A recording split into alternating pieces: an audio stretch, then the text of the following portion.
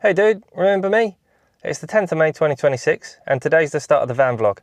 Sorry I didn't get you started on day one, but better late than never, eh? Let's go take a look. And there she is, a 2009 Mercedes Sprinter, long wheelbase, 5-ton van. She's an ex-police van, used for the old riot control stuff, and because of that, it's got stuff like plexiglass windows,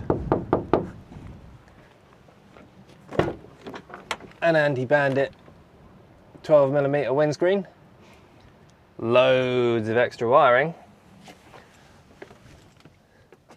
and some stuff in the back. So far, since I bought the van, I've installed a few seats in this little booth here. We've got some extras over the back that came with it. I've taken the shelves out of the boot, show you a picture of that. And this is one of the wall panels. Today's job is to start looking at that bulkhead back there. Maybe we'll have a look at this little box as well, see how we get on for time. This is all a bit of archaeology really, because I don't really know how this thing's been put together. So it's kind of a case of just figuring out as you go.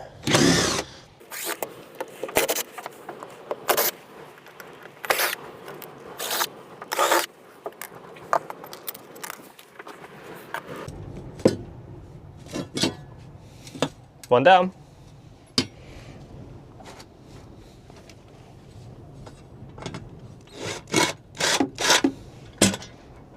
There we go.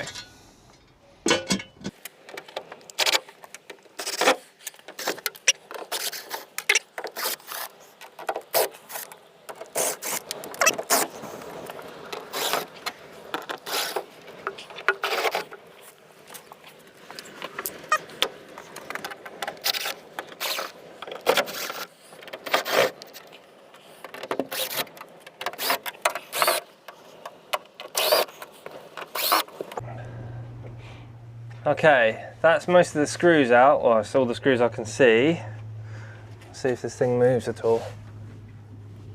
That's a no. That's definitely a no.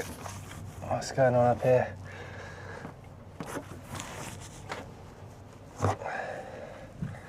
Won't come off. Must be screwed in from the front.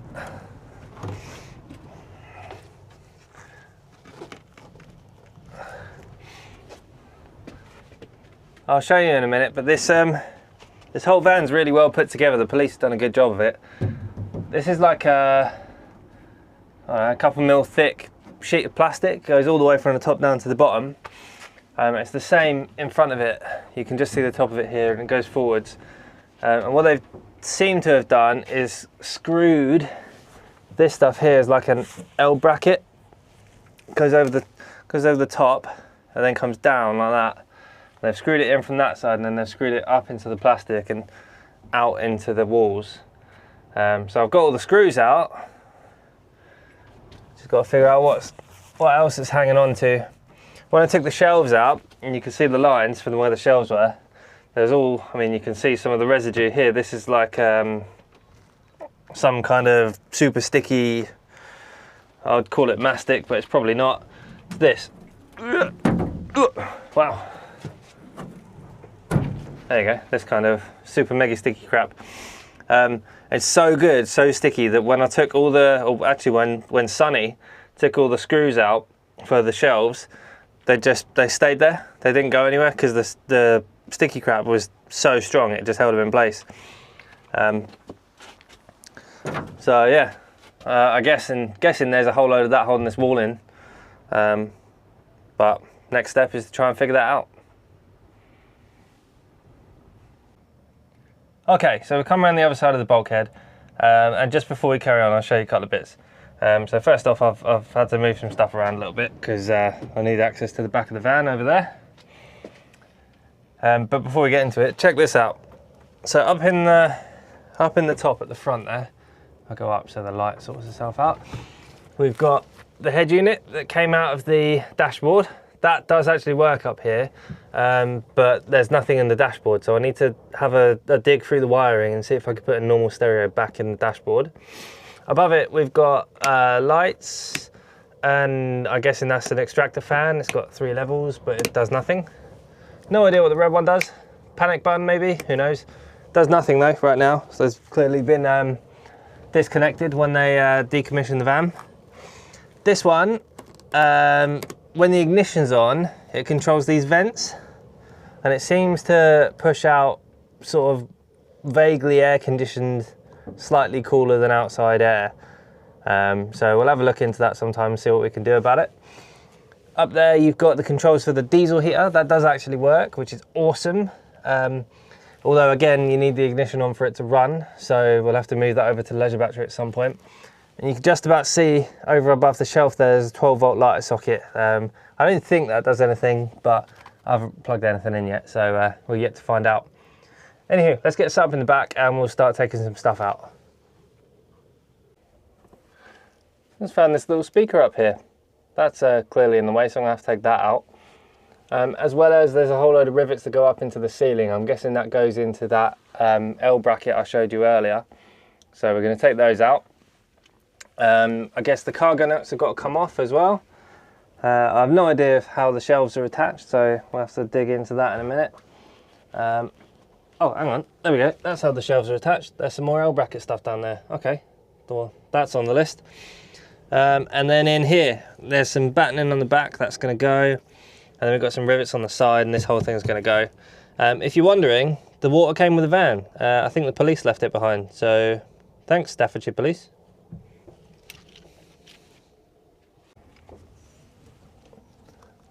See if we can get this net out of the way so you can see what's going on behind it.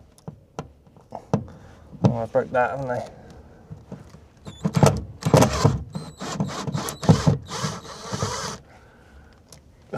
There we go.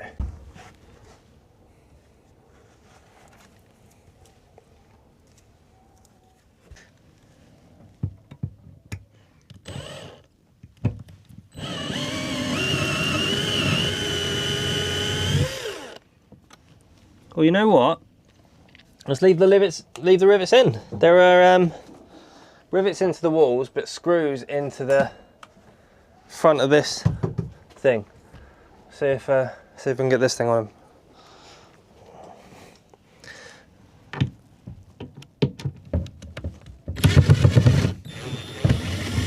Yes. No. Okay, let's go old school before we break stuff. Last thing we want is stripping screws. Okay, how's about now?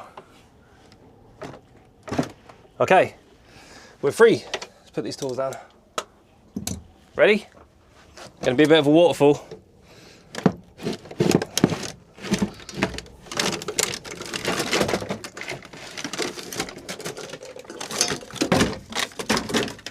Gross.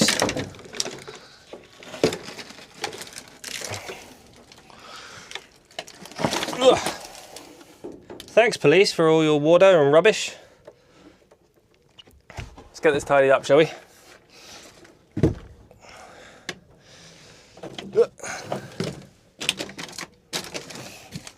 Aha, hang on. Before we do that, check this out. What's that? That, you see that? That is a 9mm round. I'm guessing that plastic thing in the front of it makes it some kind of training round, like a blank or something maybe.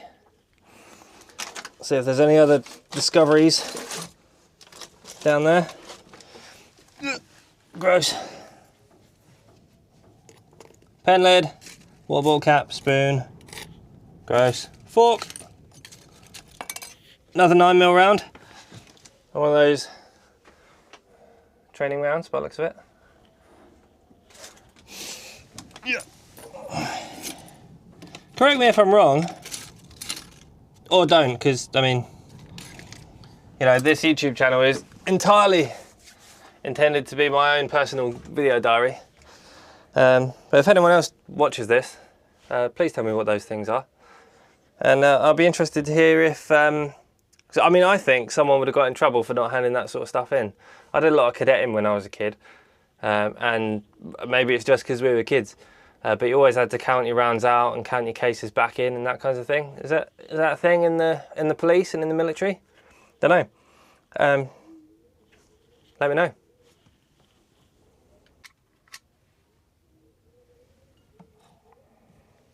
You know what? I've just twigged it on the back of this little speaker.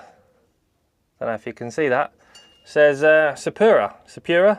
Don't know how you're supposed to pronounce it, but they make radios, walkie-talkie type stuff. So I guess they'd have had some kind of base unit up in the front of the van with a press to talk and all that kind of stuff.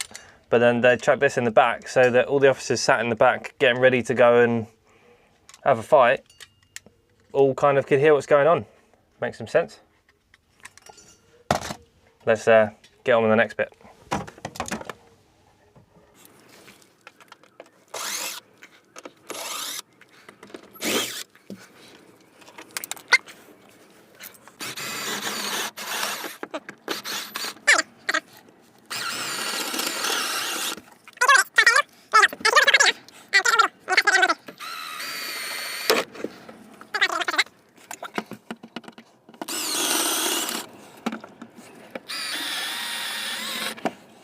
Drilling rivets. See all that swarf and metal? You just let that fall on the floor and forget about it and don't clean it up. You'll make a right mess later on. So try and clean it up as you go. So whilst I continue to ponder this kind of back wall behind me, I figured I'd tell you why it's important. So like I said, I bought this van 2 or 3 weeks ago, and in the intro you might have heard me say briefly that it's a 5-ton van. So what that means in the UK is that it's rated to carry up to 5 tons, and a bog standard normal driving licence in the UK lets you drive something up to 3.5 tons. So yes, that means I'm not legally allowed to drive this thing right now. In order to drive it, I have to get a lorry licence basically. So it means I have to do a medical, I have to apply for a provisional driving licence, I have to do a theory test, a hazard perception test and a practical test, which is in 2 parts because there's like a reverse parking part to it. And so what I'm trying to do is get this van to kind of Mark 1 by the time I get my licence. So by way of an update, I've done the medical, I've got my provisional, my theory test is booked next Wednesday, so that's about 10 days away from now. And then I'm chatting with a friend of mine about figuring out how to do the practical. And so for Mark 1, what I want to do is get that wall out, put a double bed across the width of the van in the back there. I've installed the seats behind all this rubbish. There's 4 seats and a little table, so I've got a little booth where I can sit. And that's it, really low bar for Mark 1. As soon as I pass my test, I want to be able to jump in the van, go somewhere, spend the night in the back, cook on like a camp stove, sit in the little seats up the front here and use it and enjoy it. I want to use it this summer. I'm quite happy to fill it up with tools and go and park up next to a beach somewhere and build bits and mess with the wiring and set the lights up, all that kinds of stuff. Because I quite enjoy it, you know. So like I say, Mark 1 is just get the bed in and get the seats in. We're halfway there. I just need to get the bed in the back.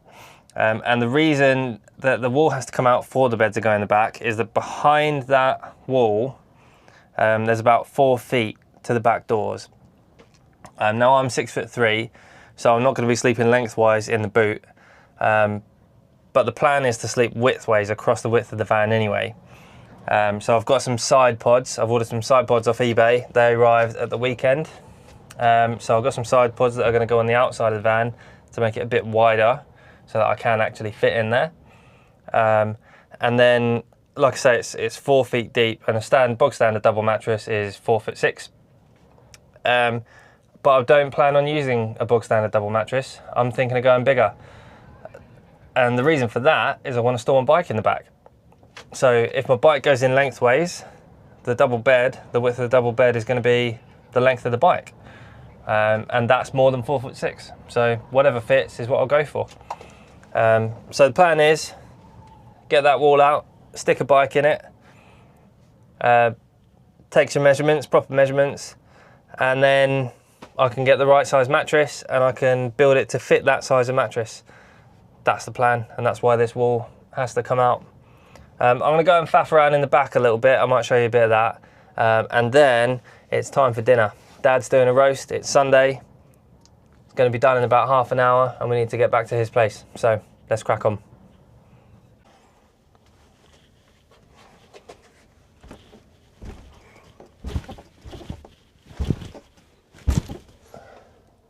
Does feel a bit less kind of solid than it did earlier. I'm kind of reluctant to just launch myself at it because there's no one else here and there's some tools on the other side of it that I don't want to kill, but I don't know what else is holding it in. It does seem to flex in the middle now.